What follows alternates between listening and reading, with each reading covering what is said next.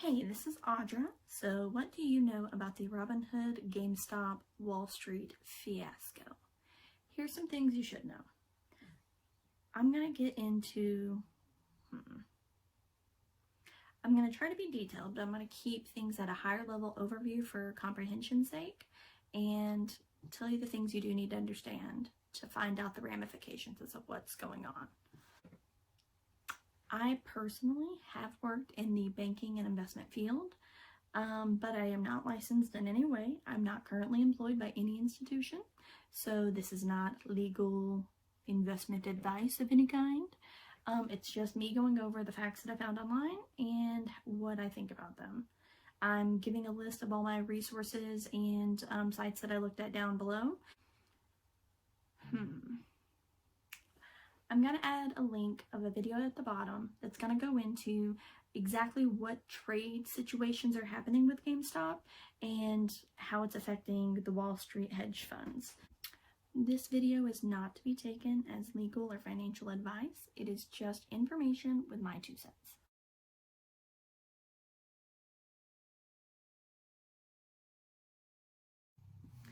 The highest level overview is that the little man made some investments into businesses that people thought were doing poorly and going to go under. This surge of investments caused the stocks that were doing poorly to go up, and the Wall Street hedge fund people that bet against those businesses now have to pony up money to cover their losses.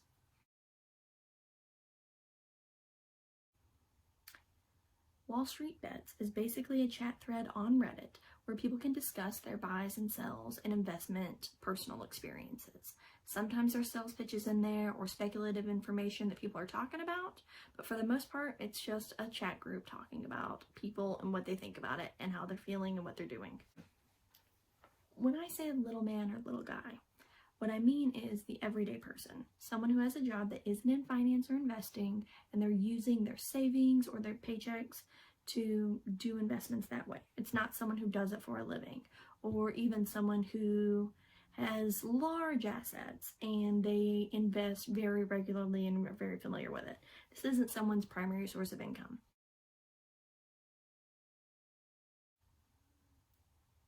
In Wall Street Bets, there is a huge promotion for free or cheap or easy getting into investing for the first time apps, one of them being Robinhood. So, many people on Wall Street Bets suggest Robinhood. There's a few other firms they suggest, but that's one of the ones that's getting the headlines. And the reason why is because Robinhood is free. It has no fees and there's no minimum for your investments. Typically, if you go to a big place, they will have accounts that have $5,000 minimum investments, or each investment may have a $50 or a $250 investment minimum. So if you don't have that, you don't get the investor money. Now, Robinhood says there's no minimums and there's no fees. They get money with the trades, but you just don't have to pay $5 for every trade. So if you give them $5, they invest money, but they get a kickback for all the investments because they suggest investments to you. It's for the new, the upcoming, the not as well educated into investing to make it easy for you. In recent days, many people on Wall Street Bets have suggested people open Robinhood accounts and invest in failing businesses. And it's due to something called shorts. I'm not going to go into crazy detail about shorts. I will attach a video below. But what a short is basically betting against something. If a business is doing poorly and you think it's only going to stay poor or go lower, you may say, I bet you it will never get higher than blank. And if it does, I will give it to you at this cheap price. Because it's cheap now, and someone's like, ooh, if it does come back, I want to get it at that cheap price. So then they basically guarantee you could keep that cheap price if it does skyrocket. And that way you can get it low as it's going up so that you catch the uptrend without having to follow the market every day. Buy low, sell high. That's the rumor. So a hedge fund bets it won't go higher than blank. The little man starts doing investments. Tons of people start doing the investments. It keeps going up. So here's the cap. All these investments are coming in. Uh-oh, I now said I'm going to sell it at this price, but so many investments are coming in, I'm not catching it till it's up here. So you bet against something, it does well. Now you have to pay up. but you're selling it at a cheap price and you have to buy it at a high price. That's the hedge fund manager's dilemma. So, Wall Street Bets found out that people were shorting stocks. There's a list of like 10 of them, the most popular being Gamestop. You may have also heard about BlackBerry, Bed Bath & Beyond, Children's Place, AMC, there's a bunch of them. Those are the ones I remembered. Anyways, they saw this list of all these businesses that have been shorted recently, like past few months, the most shorted stocks of last year, and started advertising, hey, all these people are betting against the stock, and it's a weird system, so if we invest in it, it's going to go up, which means their bet gets called. They now have to buy the stock that they didn't even have, they just promised would never do good. So then they buy into it. We're forcing millions of dollars in these hedge fund companies to then suddenly invest in the stock we just bought. Boom, we just made our money back. Now I'm going to try to explain who is winning and losing in this and why people are getting mad. Stock price manipulation is bad, okay? It's basically seen as a pump and dump scheme, which back in the day, shicey traders, that's what they would do. So the fact that it's a bunch of everymen, little guys out there saying, hey, let's all buy this, it's going to get rich, we're going to make these people invest into it, and then we can sell ours off at a profit, that's a pump and dump scheme. Market manipulation is kind of illegal. So is this a problem? Did they use insider information? Not really. The shorts information is out there. It is not clear that they used any illegally obtained or undisclosed information to make their investments. They're just looking at the market, they're all talking about it, and they're like, hey, let's do it. We know this is happening. We know our money's going to get better when we do it.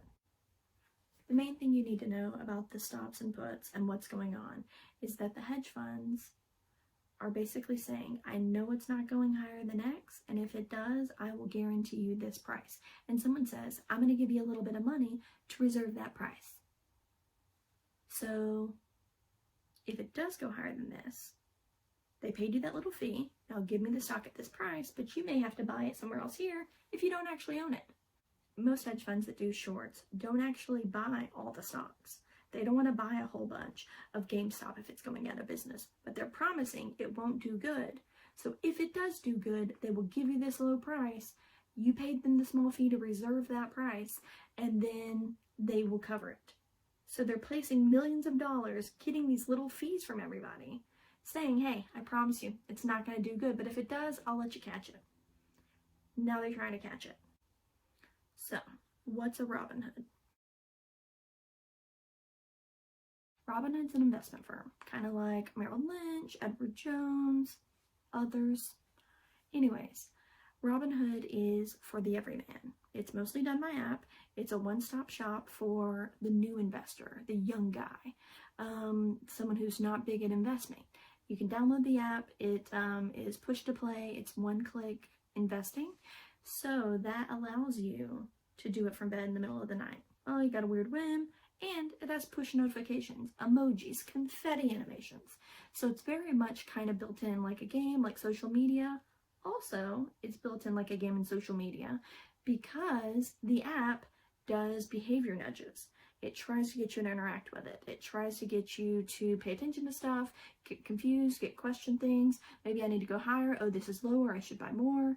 And it gets you to basically place a lot of trades, buys and sells. And for every trade placed, that's how Robinhood benefits. Even though Robinhood doesn't charge a fee up front, they do the nudges, the reminders, the push notifications. So every transaction you do equals money in Robinhood's pocket. A research firm, Alphacution, told the New York Times, more than any other investment firm, Robinhood users make the riskiest trades at the fastest pace. Now for tea. On Monday, Janet Yellen was confirmed as the United States Treasury Secretary, and she was the first woman in the role. She succeeded Steven Mnuchin. Steven Mnuchin. I've heard that. That's how his name is. On her list of financial disclosures for 2019-2020, she did say that she made a small $7 million from Wall Street. Slight conflict of interest, not that I'm saying it. Of that $7 million, $810,000 of it was from Citadel. Why is Citadel important? They have given billions of dollars to Melvin Capital. Why is Melvin Capital important? They're the ones we keep talking about when we say hedge fund guys. So Melvin Capital heavily shorts GameStop. They bet against it. All these individual investors from Reddit, en masse, buy GameStop. It goes up. They now have to cover their bets.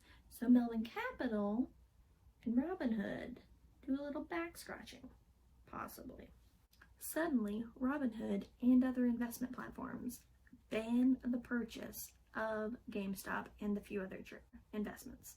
This allows Melvin Capital not to take more losses before their short is called. It ultimately lowers the stock price of GameStop. And stopping the buy of GameStop keeps it from going up, and it stops the losses of Melvin Capital at a certain point. It keeps the stock low. And funny enough, Citadel and Robinhood have a mutual partnership. Citadel is allowed to profit off the trades on Robinhood more than any other broker. In turn, Robinhood has likely received a significant premium off the PFOF, which is the payment for order flow. Payment for order flow. Payment for order flow. Janet Yellen is supposed to face questions on Thursday morning. That was yesterday. On Reddit on Wednesday, the Wall Street Bets group was turned off and back on again. The Reddit moderator stated that there were technical difficulties and a high spike in users. Wonder why. On Wednesday, there were a lot of headlines about these 10 highly shorted stocks soaring thanks to Reddit Wall Street Bets. GameStop was the first to skyrocket, seeing a 1,728% jump. This led to massive losses for people that shorted the stock, namely Melvin Capital. Melvin Capital lost 30% and received an emergency $2.8 billion from Point72 Steve Cohen and Citadel's Ken Griffin. Trying to replicate the GameStop success and hurt Wall Street brokers, there are a bunch of other failing companies suddenly seeing a surge in individual investors. On Wednesday, Senator Elizabeth Warren stated that it's long past time for the SEC and other financial regulators to wake up and do their jobs. And with a new administration and Democrats running Congress, I intend to make sure they do. Also on Thursday, Silicon Valley Representative Ro Khanna put out the statement saying, "We're done letting hedge fund billionaires treat the stock market like it's their personal playground and then taking their ball home as soon as they lose. We need more regulation and equality in the markets." Speaker Nancy Pelosi also said that she intends for Congress to be part of the scrutiny of what's going on with GameStop and Wall Street. Where the main issues come in isn't that Wall Street people were losing money because they bet against the wrong horse. The problem is that Robinhood and a few other investment programs seem to have halted or reversed transactions from their users. The halted thing seems to be verified, stating that it was due to market volatility and it was only temporary for the certain volatile stocks. It's in the terms of service, and I know that the stock market itself and individual investment companies can do this.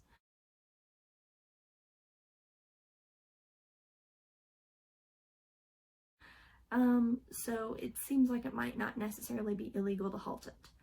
There were a few trades that were done where they were reversed, stating that the people may not have had capital to cover it, so they preemptively reversed the trades. Now, this is odd since some people didn't have the trades done on margin. Margin is basically a loan. You can tell people, look at all the stocks I have. Obviously, if I need to pay you money, I can get it. So they give you a margin loan. It's a loan saying, we know you have stuff, so even if one thing goes bad, we know you're good for it. So Robinhood forced a number of investors to stop buying things like GameStop. From Robinhood, they stated, "We continuously monitor the markets and make changes where necessary. In light of recent volatility, we are restricting transactions for certain securities to position closing only." What that means is you can sell your stock which would make the prices go down and allow more shares out there on the market to be bought, which would help Melvin Capital and people trying to cover their shorts. But you can't buy it anymore. You can't make it go up, you can't make price go up, you can't make demand go up, and you can't make it harder for people to cover their shorts. That seems wonky. But there's also speculation that maybe Robinhood just didn't have the opportunity to cover everything, so they couldn't let trades keep going. So they may have stopped the buys not for protecting their hedge fund bros at Melvin Capital. They may have stopped it because they didn't have the money to keep doing it. Even if the people say they're buying the stuff, they still have to have enough money to cover the bets, to cover the trades, to cover what's going on. And if they're having an influx of people buying and trading, and values can go up and down and they may have to pay out, that's when they may need money. So it looks like on Thursday, Robinhood was forced to take $500 to $600 million over 6 different banks to cover operating expenses. They need that cash so they don't have to halt further trading. So in theory, trading should be back up and running now that it got an injection of cash. And they shouldn't be stopping people from buying failing stocks or whatever stocks they want. On Thursday, House Speaker Nancy Pelosi said it's interesting, but didn't actually say if Congress was going to get involved in investigating the situation. Now, to make an awkward thing more awkward, on Friday, this morning, Google deleted over 100,000 negative reviews from their app store. So they said it was all done in very recent times, and they think it could have been inorganic. I'm not sure if they just flagged them all or stopped them, and then they're going to investigate and figure out why all these reviews suddenly came in. But I think if it's from the actual users of the App Store, you can't own 100,000 devices and download the app to 100,000 different profiles and then leave 100,000 different reviews. So I don't know how they wouldn't know if it's organic off the bat. But it went from over 300,000 reviews and a 1-star rating to now that Google has done a purge, it's only at 177,000 reviews and it's back at a 4.5 or something. Facebook also recently has taken down a trading group with the flag for adult sexual exploitation. The group's creator said that there was no reason for it to get taken down for that violation. And they think it's just them trying to silence the community on a taboo subject. The Facebook company spokesperson told Reuters that it had nothing to do with the ongoing stock frenzy. So the Robinhood users are understandably upset. They have a platform, they are trying to buy stocks, and they're told they can't buy stocks because they're doing it too well. It seems like they might be getting stopped, especially with Melvin Capital and Citadel having ties to Robinhood and Wall Street. It definitely seems like Robinhood may not be on the side of the little man. There are still questions about what led Robinhood to stop the purchases. And there are some people claiming that purchases were reversed in the morning. So they made a purchase at night, woke up the next day, had a notification that the trade was reversed, and they will see a notification of this in their transaction history. The reversals were stated because it may not be covered in the future, or they couldn't guarantee that this trade had enough capital to secure it. So if I'm telling you I'm investing $500, here's the account I've always used, and they're like, but do you have $500?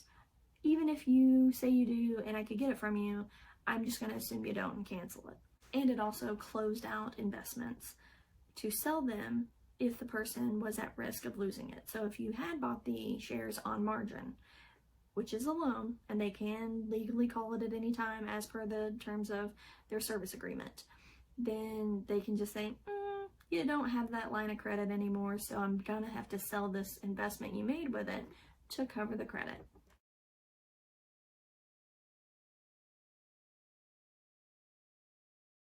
With all the hubbub of sales being stopped and reversed and buys being halted, It appears that on Thursday, GameStop had a halt in progress. It actually reversed their gains and slid into negative territory. The stock, which traded above 500 at one point on pre-market trading, closed down 44% on Thursday. Robinhood stated, "As a brokerage firm, we have many financial requirements, including SEC net capital obligations and clearinghouse deposits. Some of these requirements fluctuate based on volatility in the markets and can be substantial in the current environment. These requirements exist to protect investors and the markets."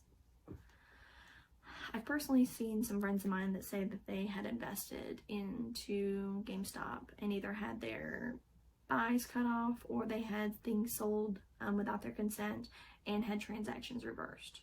I don't know the details, didn't ask to see their statements or what the fine print said, so I take it with a grain of salt.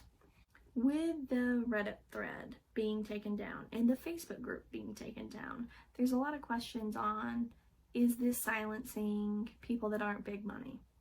If you have a big platform or a big system or an app or a company, can big money just tap you on the shoulder and say, "Hey Robinhood, these people are making us lose money. Can you stop that for us?" And does Robinhood just do it? Was it a legit cash flow problem for Robinhood and they had to pause buys until they got investment? It's hard to say until there is an investigation. And there's been plenty of politicians on both sides of the aisle saying, hey, this does look like the rich guys are just keeping the little man from winning at the same game.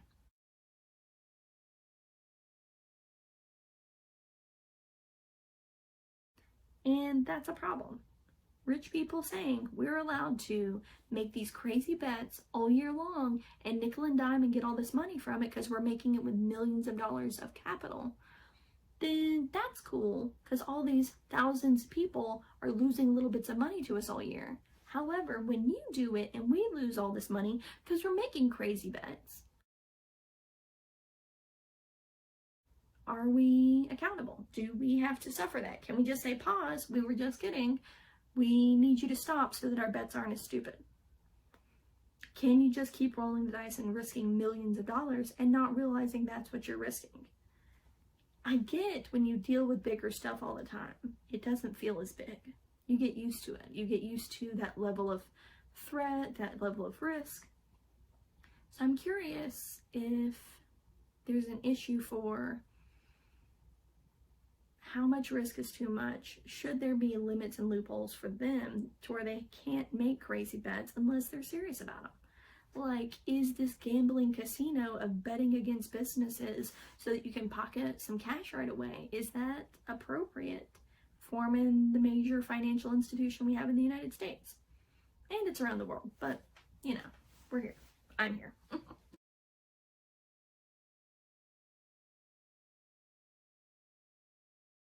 So you have all these politicians saying that they intend to investigate it. Tons of people are flat out coming out and saying, hey, this looks bad. This looks shisty. We think that this should definitely be looked into. It may technically be legal. And I'm sure when it's benefiting the people with all the money, they don't mind if it looks a little wonky. But now that it's hurting them, they're like, whoa, let's pull out the playbook and see if we're allowed to do this.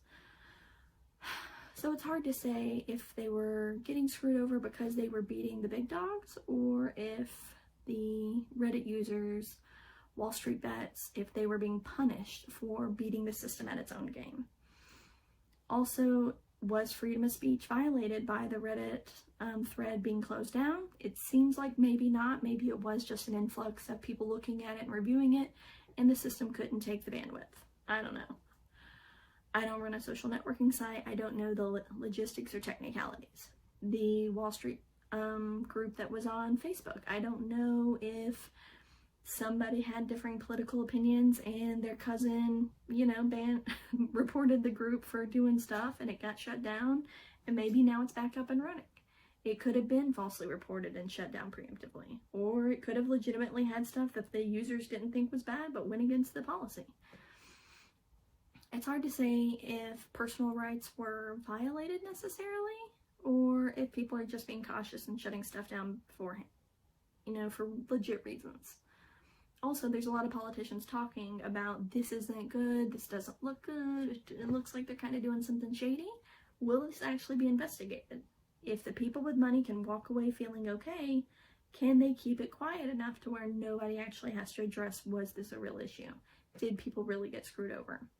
So there's a lot of social implications I'm curious about. I would like to know what you think, who's in the right, who's in the wrong. Do you support the individual brokers trying to rig the system in their favor? Do you think that the Wall Street people shouldn't be allowed to make those bets like that? Who do you think is winning? Who do you think is the bad guy in this? It's kind of complicated, so maybe there isn't a real bad guy. Maybe it depends on which side of the aisle you're on, or which side of the coin you are on. But I definitely want to know kind of where this goes and what social ramifications it has. Like, politically, societally, is there going to be regulation out of this? Will there be new rules for the financial industry to work under? I don't know. It's something pretty interesting, and I'm looking forward to kind of seeing where it goes from here. I wore my capitalist raccoon shirt, Forever Alone,